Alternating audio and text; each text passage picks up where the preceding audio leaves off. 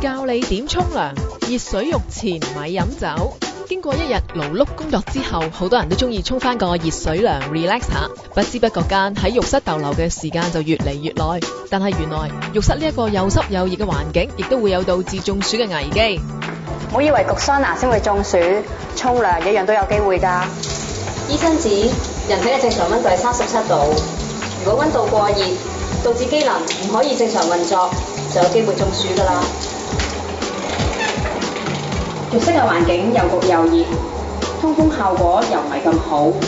溫度同濕度都會提升得好快，就會較容易由溫度引起嘅問題，例如中暑啦。人體受熱嘅時候就會排汗幫助散熱，但係沖涼嘅時候因為濕度太高，汗水較難揮發，令到排汗嘅功能下降，呢個亦都係容易中暑嘅原因嚟㗎。藥物同酒精都會有影響㗎喎，有啲藥物就算係普通嘅傷風藥，亦都會影響排汗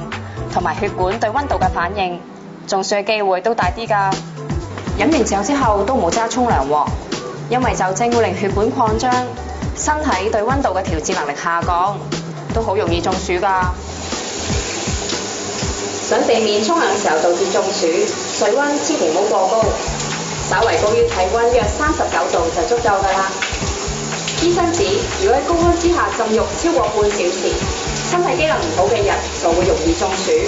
所以千祈唔好沖咁耐啊。